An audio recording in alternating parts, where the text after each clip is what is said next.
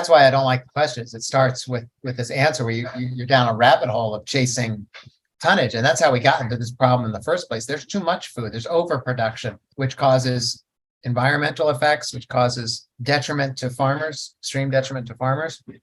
And it caused overeating in certain places in this world.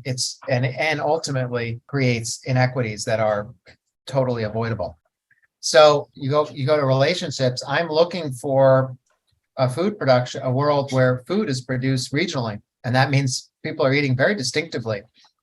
If the goal is to have one diet or a westernized conception of food where meat is at the center of the plate and plays the majority role in your meal, then that there is no way that will work. Just the carrying capacity of Earth doesn't allow that. We know that. But there isn't one diet that changes that. There has to be thousands, even in the United States. There has to be thousands of regional patterns of eating, which you could call a cuisine, that supports the landscape and is distinctive.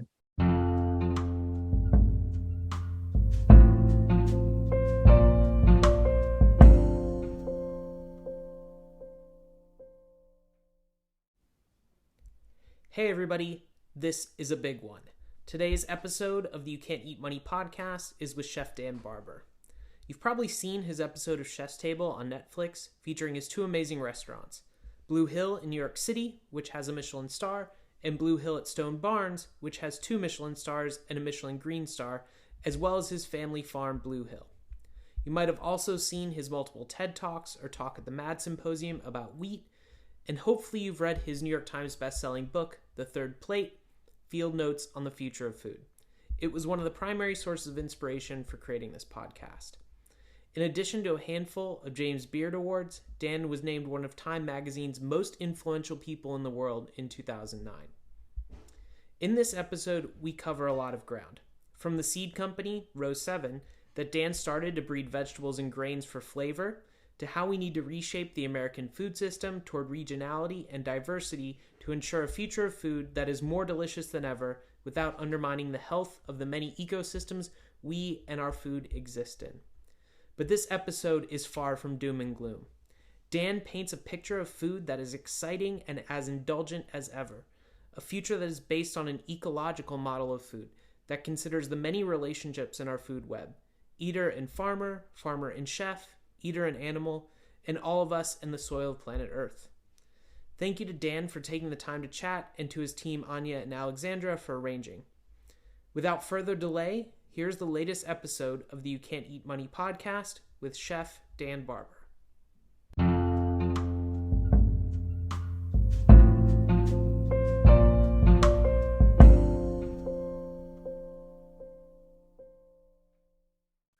So today on the You Can't Eat Money podcast, we have Chef Dan Barber of Blue Hill at Stone Barns, and also Row 7. Thanks so much, Dan, for taking time to chat with us today. Thank you. It's a pleasure to be here. Thank you. So while I was doing the research for the podcast, it was really interesting to me the number of different possible points that come in through relationships. I heard you on the BBC Food Chain podcast, and you had this great quote about agriculture is really about relationships. And so that got me thinking about sort of your past and your history and the work you've done and how we could think about that or progress through the discussion with relationships. The first one I wanted to start with is sort of this relationship that you have with flavor. So Row 7 Seeds is your seed company, and you created that with the idea of breeding for flavor. Can you talk a little bit about how Row 7 Seeds started and how that idea of agriculture as being about relationships influences what you do with Row 7? Yeah, I mean, I started Row 7 because if you want to go back to the beginning, it was like just like me as like a young cook, and as I became a chef, I was just like super simple, in terms of how I perceived a dish, how I executed a dish. Like things were, I'm very straightforward. I usually don't have more than a couple of ingredients on a plate. I don't know where that comes from. I'd have to go way back to get to that psychological unpacking, but that is my cooking, for better or for worse. And what it did for me it drove me to be very disciplined about what I put on the plate. You become less disciplined when your food becomes an amalgamation of many things. I mean, there are brilliant chefs who do that too. I'm not taking it away from them. I wasn't that guy. So, I had to be really careful on like what went on the plate, if that was my plating. And that got me to buy stuff locally, because I found the flavors was just like strikingly better. And then I found it wasn't just local. It was like, how are you growing it? Was it organic or was it conventional? And then like at what point were you planting it and harvesting it? Was it post-frost or pre-frost? Was it, these kind of questions that I just asked myself, because I was driving towards making sure that the flavors on the plate were expressive. And you keep doing that, you keep peeling the onion, and you get very, very pretty quickly and very emphatically to seeds, because it's not just how it's grown or how it's planted or how it's harvested. It's what is the seed? What are the genetics that powering that flavor that you're experiencing on the plate? And so I had an opportunity to have a breeder come into the kitchen after a meal that I invited him to. He was a cucurbits breeder, a squash breeder. And I just said off the cuff to the guy, his name is Michael Mazurek, what's the deal with squash? If you're such a great squash breeder, why don't you breed butternut squash that like tastes good? Why do we have to go through all these hula hoops with maple syrup and brown sugar and butter to make squash taste like squash? And he said to me, I never bred a butternut squash that tastes good because I've never been asked to breed for flavor. It was at that moment, that was, like midnight on a Thursday, 12 years ago, standing in my kitchen. I feel like it was a before and after moment for me. It's pretty late in my career, actually, but it made me realize that not only are seeds important, but who the breeders are talking to is important. Because if you're going to think about the future of food, it's locked up in breeders' work, because those are the seeds that we're going to plant for the future. I started talking to a lot of breeders, and it became very interesting to learn that they don't talk to chefs, and they talk mainly the industry, mainly people who buy in large quantities and are looking for things other than flavor. They're looking for yield in the field a lot. They're looking for storability, long distance travel, the color, shape, size. Those are all determining factors when you select. And flavor, if it's not in the top tier, then you're selecting against it, which is what I learned. It's not just that you don't prioritize it, it's that in selecting for all these other traits, you select against flavor. That's very interesting. Very provocative, actually. And that set me on a whole new course in my life. And that's why I started Row 7, because in talking to all these breeders, you learn that they want to be talking to chefs. They just never have. It's not like chefs, they just want to talk to anyone who cares about flavor and likes an off type. An off type is like something that isn't down the middle of the pike of what is in the market, in your supermarket today. That butternut squash, Michael and I went to work on a squash that he and his team created. That was a shrunken butternut squash, like a baby that kind of fits in the palm of your hand. Today it's called honey nut. It's grown coast to coast. It arrived in Costco last year, and it's upending our definition, American definition of what butternut squash is. Butternut squash is 85% of the market. This new shrunken squash is so packed with flavor, and by the way, so packed with nutrient density, that it's upending the market. And that's happening coast to coast. That's why I started the company, was because I was like, there's an opportunity here to fund these people, because that's what they need, is funding, and to create new varieties of seeds, or to take off types to fruition, to a seed that becomes a vegetable. They need money, R&D. It's not that off type or organic vegetables are less productive than conventional. That's not, if that is true today, it's because the R&D for the last 40 years, the R&D dollars have gone into conventional seeds and gone into conventional farming. That's why the yields are so strong. Give us 40 years and $100 million of R&D, and you'll get amazing results with delicious, organic, ecologically and environmentally friendly vegetables and food in general. I've read that in addition to being in the likes of Costco and Blue Apron and all these supermarkets, that farmers are actually calling it the money nut as well, because the strong yield is actually very productive them from a financial standpoint. Those same supermarket authorities, with all the wisdom and brilliance of what they do, they looked at the honey nut when it was first released to Michael, and they said, that'll never work. You'll never get someone to go into a supermarket and buy a shrunken butternut squash, because they're looking at the butternut squash next to it and they're saying, I get more for my money. So I'm not going to buy that. Man, was that guy wrong? Whoa, baby. He's wrong. So today it's called the money nut because people are willing to pay a little bit more. It's actually not that much more, a little bit more for flavor. And I think that points to kind of what seems like a larger ambition that you have to kind of rework the food system. So I know you don't like the question of like, how are we going to feed 8 billion people, because it's kind of oriented towards where the model has been. And you do talk a lot about an ecological model of food. What does an ecological model of food look like? The reason I don't like to talk about it, feeding 8 billion people, is because we already are failing feeding 8 billion people. And it's not because of tonnage. We feed enough calories the world twice over. Everyone knows that.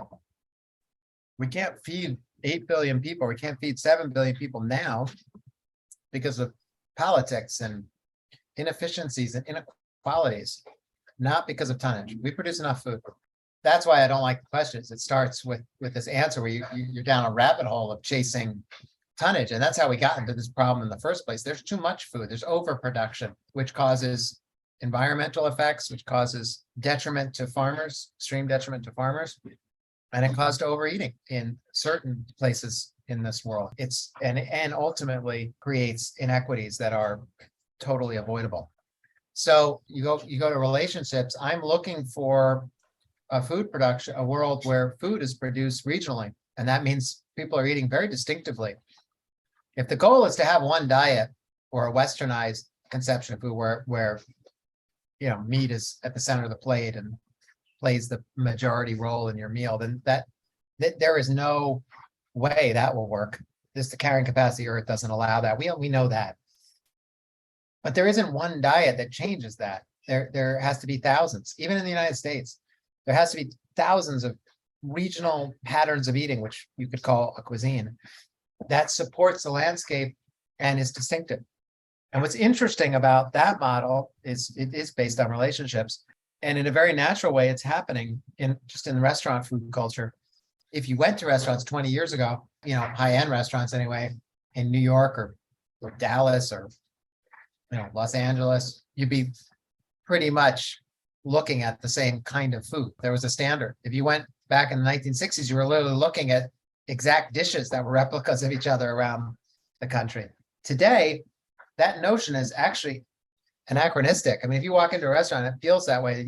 You're looking at something where there's a lot of people 80 plus years old. I mean, the food culture has gone towards what can I get here at this restaurant that I can't get anywhere else in the world. And to do that, to be most successful at that, is about purchasing from or foraging for everything that's available in your ecosystem, in your particular niche ecology. And that's a very exciting future if we can take that idea and scale it to what you're having for dinner tonight. And I think that's the way people are moving. I mean, one size fits all food is a really dangerous concept. And we've seen that over the last 50 years. And we need to move from that to having a relationship with food that is supportive of our intimate surroundings, our landscape. To me, that's a very exciting prospect for the future of food. It's really interesting. We had one of the directors from the Berry Center, who I know you're a fan of, Wendell Berry, from your book, The Third Plate, which is a fantastic read for anybody who's listening who hasn't read it. Really, really informative. They also talk about community-supported agriculture along with this idea of regionality. We think about wine having terroir, being of a place. And yet, we have a lot of chefs that have kind of made their name on sourcing and creating cuisine of a place, but a lot of the sort of farmers have remained more or less anonymous. Do you think that's also an additional benefit of these more regional and community food systems, is bringing more attention to the people that are creating the food and creating a connection with the food that we have on our plate? Yeah, because you just said, food is about relationships. So, knowing the farmer that grew your food, having some kind of story that's real, always makes the food taste better. I think we're hardwired for that. Not that long ago, you and me were foraging around the savannah somewhere, trying to figure out what was nutritious and delicious and what was poisonous. Having a food story and a connection and knowing where your food comes from, that's got to be part of who we are. So more of that, I think, is the right way to go. Yeah, it's been interesting because a couple of the other chefs we've talked to, Chef Sean Sherman of Awamni in Minneapolis, they have a little garden outside the restaurant that connects people, that basically has the ingredients that will end up on the plate to help draw that connection out with people. One thing I've heard you discuss on other podcasts is this idea of restaurants playing a role in education, in particular about chefs, but it could also be about the role of public. And obviously, Blue Hill, Michelin Star restaurant, Blue Hill at Stone Barns, also incredible. How do you think about the role of education, both from a public perspective, but also for other chefs when it comes to our food systems and the future of our food systems? I just don't know another venue that you're required to sit without a computer or an electronic device in front of your face or TV and engage in conversation. Name a venue where you do that around people that you like, presumably around the table. That's a really interesting opportunity, isn't it? Because in the daily cadence of our lives, no less our weeks and our days, we just never get that opportunity. A place where we used to do that in church. We don't go to church anymore. So here's a forum where you sit at a table. You're not at a classroom. You're not going to be tested. So there's no like pressure. There's just like fun. And it's a time to enjoy and relax, of course, and catch up with friends and family instead. But it's also a time to become engaged with the world around you. And what better way to do that than through food? So I think restaurants are underutilized for that. I think there's a really wide open opportunity to exploit that for the benefit of messaging. And like I said, I believe that so strongly, in part because there's no other venues to do that. There's like Thanksgiving table. That's once a year. A restaurant provides it 3 times a day. That's pretty cool. Pretty cool. And I'm not saying I'm taking full advantage of it, but I'm trying. And that's what we spend most of our day on. I just got out of a meeting with, the 40 cooks who are sitting here. Like, they all have to talk to tables. They all, once a night, they have to go to a table and tell a story. They have to. And it's a story about a food or a technique that is a part of their next course. They go before they're about to eat their course, and the cook talks to them about what they're learning and what we're doing in the kitchen that they will taste in their next course. And I do that because I know it's going to make that course taste a lot better. And I do it because I know the people who leave here, they've become part of an army of people that want that experience outside of just here. And I also do it for the cooks because they've got to become communicators. You can't be a chef tomorrow if you're one of these cooks, this generation looks at their phone all day. I told them when we reopened the restaurant October after COVID, I said, you're going to do this. You're going to talk to one table. I don't care how busy you are in the middle of like a very tense evening of service. You're going to go out and you're going to compose yourself. You're going to speak, even if you've never done it before, because you can leave me and not know how to cook. You cannot leave this restaurant and not know how to speak. You just can't. You can't. That will be the end of you as a chef. All the skills are secondary to that. If you cannot communicate what you're doing, and that the world around us, when it comes to food and environment and food production, is crashing all around us, and the effects of it on the environment, on our health, and on our future is harrowing and detrimental, then you shouldn't be doing this. So that's what we've engaged in. I think been very exciting. And as an eater, I really enjoy it. This past weekend, I was at Silo here in London, Douglas McMaster's restaurant, who I know you're familiar with. And we my wife and I sat at the counter, and the head chef at the time explained every single one of the dishes that came before us, told us where it came from, how it was prepared. My wife even actually had one of them come back and re-explain it because it was so engaging. So it feels like if we are going to change sort of this American food culture and food system, this seems like a huge opportunity to empower chefs to be a part of that conversation. Yeah, man, totally. That's a good example, and he's doing great stuff with a real story. So, I've never eaten there, but I want to. I've heard you talk about one of the challenges in the American food culture is sort of the abundance that we've had in the United States, and that has meant that we never really had to learn to develop certain foods or work with certain offcuts of meat because we just always had something that was delicious or relatively delicious and available to us. Maybe not the most delicious, but that abundance really shaped our food culture. So how has our relationship with sort of the success of American farming changed what ends up on our plate and how we think about food? Well, we live high on the hog, don't we? That's the Western plate. In the end of the day, it's protein centric. Vegetables play a supporting role. Grains are sort of there, but usually stripped of bran, stripped of their their nutritive and flavor properties. And really it's protein that centers the stage and that rules the roost. But that's a plate of food that, by the way, is not all that fucking delicious. I mean, I don't know. It's like tiring. I love a steak. So I'm not anti-steak. I love meat, but I love a steak. Steak is one, you get a great steak and it's like one of the great pleasures in life, but like once a year, that kind of thing. That's a real pleasure. And the right kind of steak, a steak where the cow that's raised on grass all its life, breed of cow that's not meant for tasteless, fatty meat, but like real marbling and real flavor, real big. And that's a gift from God. And that's a carbon sequestering animal, because that animal ate grass and the broke down root systems, trapped carbon, and left its manure behind to increase the tilth and health of the soil for the future crops. I mean, it's just like, it's a beautiful system. And we need to celebrate it and take advantage of it. And I think we can do it deliciously. We just can't eat the way Americans have taught the world to eat, which is exploiting natural resources. And we had so much abundance. When you all came over here, you went from the East Coast to the West Coast with an extractive mindset. It only took 200 years, and not that long. But we're at the point now where that free lunch is not so free anymore.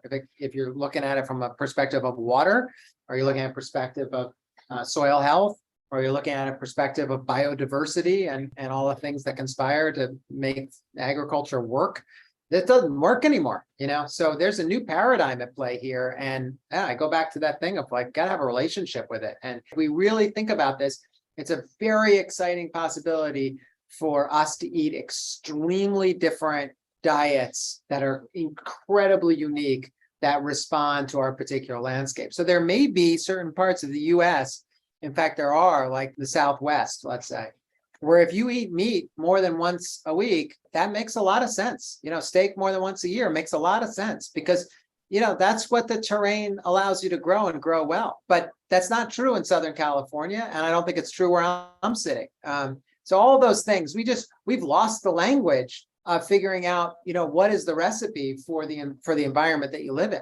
What is it? We're so now used to telling farmers what they should be growing because that's what the market wants.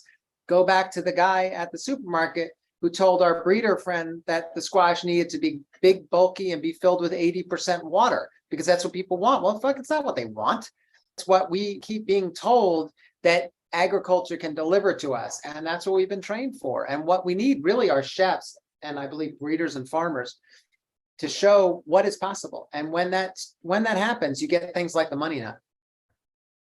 Alain Ducasse came to your restaurant, had the single udder butter, and was able to figure out, I think he asked something about if it had rained or what the weather was recently. Yeah.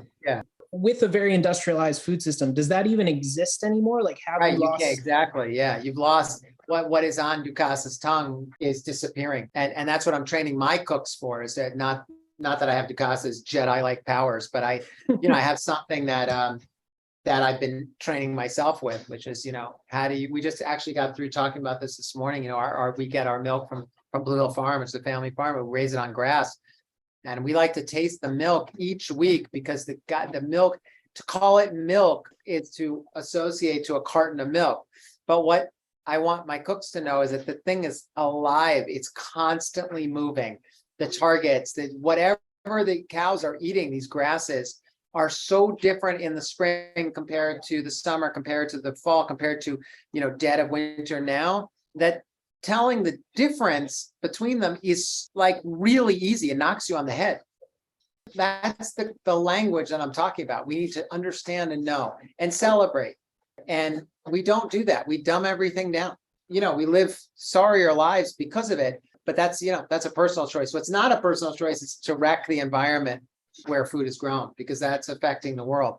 Look, food production is 33% of emissions, 33% responsible for global warming, 33%, more than trains, planes, and automobiles combined. That's the agriculture. So if we don't fix agriculture and fix it in a context of delight and not finger wagging of what you should be, but a context of delight and individual respect and freedom for what you want to eat. It's not just what agriculture is telling you it needs to grow. It's also the codependence of culture that's helping steer those decisions as well. It's a conversation, and that's the core of the relationship. It is the core of which is nature, what nature needs to grow, because agriculture itself is antithetical to nature. It is control. And we need to do that very carefully. And we have been for 9,900 years, the last 100 years, we really screwed that up. And then we need to be observant of different cultures and different histories, and be appreciative of what our individual tastes or collective tastes for a certain population can get out of what nature is telling us it needs to grow. And that's where different cuisines go. That's why you have 60 different kinds of risotto rice, in Italy. And Italy sits inside of New York State. You have 30 different kinds of radicchios within 20 kilometers of Italy. But that's because over centuries, literally, Italians were selecting colors, shapes, and sizes of the radicchio and bitterness and sweetness based on what they felt was appropriate for them. But they're very beautiful, varying definitions of what radicchio is. That's an exciting future of food. I know somebody who's hearing this is saying, well, that's elitist and expensive, but no, it's not. Now, what's elitist is to suggest that we need a one-size-fits-all lettuce, or a one-size-fits-all cow, or one-size-fits-all dairy cow to produce a milk that drives all farmers out of business, kills the ecological functioning where that animal or that vegetable is raised, and then undernutrifies the population to the point that they need a whole ton of pharmaceuticals to intervene. And that's what we're doing. That's where the gross injustice is. We can fix it, but I think the only way to fix it is through the prism of hedonism, because that's where people are going to go. Is if it doesn't taste good and it's not pleasurable, it doesn't matter how good it is for you or the environment. And I think that diversity really underscores your point on the environmental side, and that environmental relationship side of so much of the environmental movement is about taking away, swapping your burger for the Impossible Burger, which it can be good in certain preparations, like not going to knock anybody who's trying to make a difference. But what it sounds like the food future that you're painting here is about diversity, which means like we get more interesting things to eat that come from people that we know, that we actually have a relationship with, or see at the farmers market every Saturday. And so a more environmentally friendly food future is actually a more diverse, interesting food future, is what it sounds like you're saying. That's exactly what I'm saying, but I'll go further and I'll knock the person who's trying to do something different, because I think they're full of shit.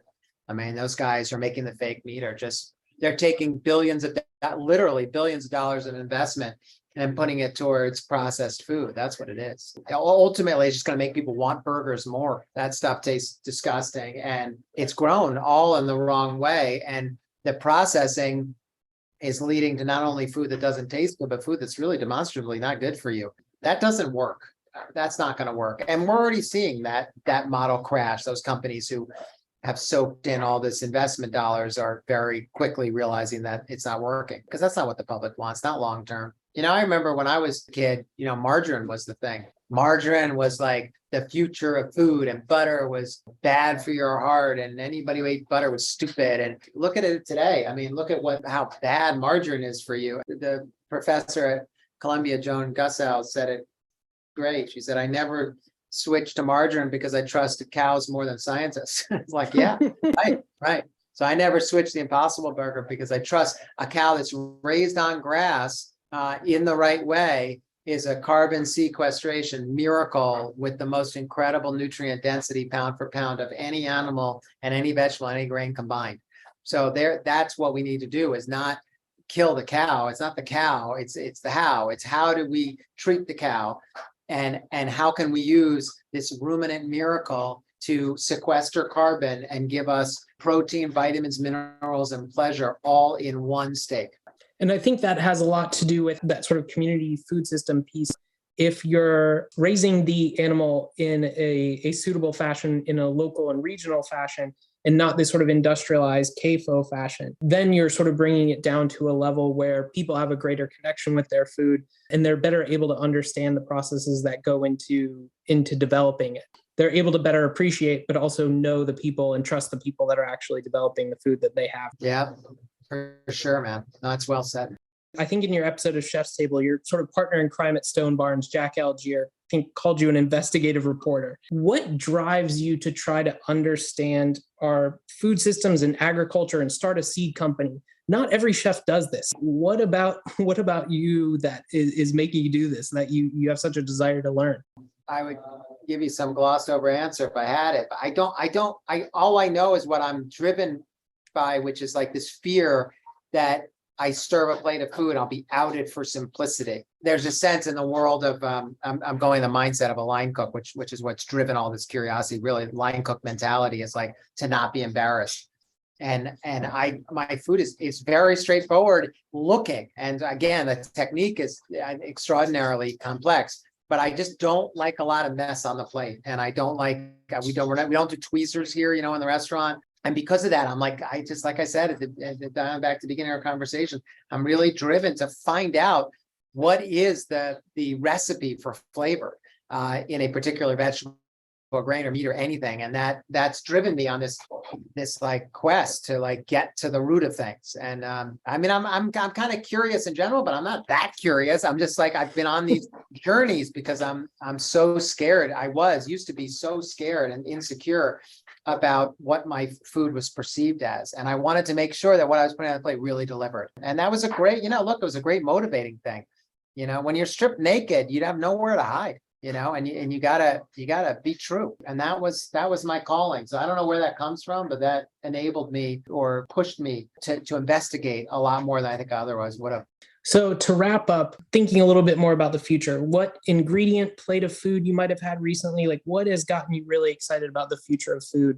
Well, listen, man, I started our conversation. I was eating a bowl of oats, right? That's what gets me excited is what I was eating. I'll tell you what it is.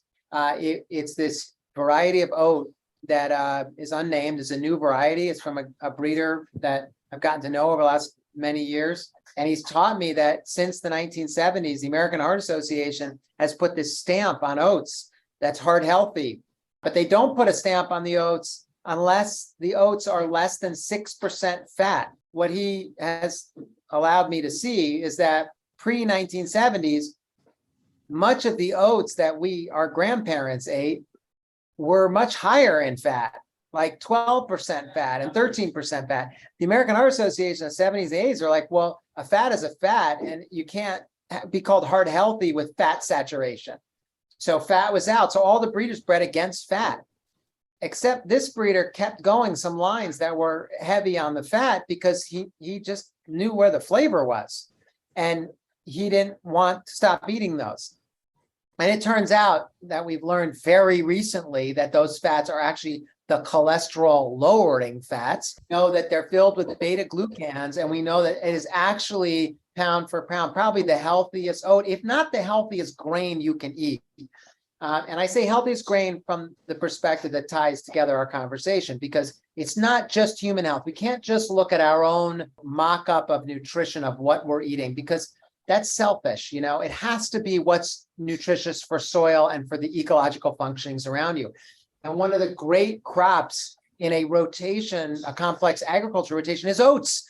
Oats is a miracle crop. It grows well. Its disease so far has been pretty limited. It yields tons. It's very yield worthy. And it's the great establisher crop. Farmers, if you look up agriculture journals from the 50s, 40s and 50s, like this is when most were organic, you'd go in with oats first if you were tilling the land or you were establishing a new place where crops hadn't been grown in a while. You always start with oats because oats have these rhizome endpoints that actually shoot out sugars into the soil. And so the next crop that comes up has a higher Brix. It's just like this, it's an incredible crop that we used to have 27 million acres of oats in this country because most farms were organic and because farmers loved growing oats because it was so productive. People ate a lot of oats. It's this beautiful correspondence between like great agricultural, ecological, agronomic functioning, great receipts, economy for the farmer, and great cultural currency because people ate oatmeal. Today, there's less than 2.5 million acres of oats planted in the US,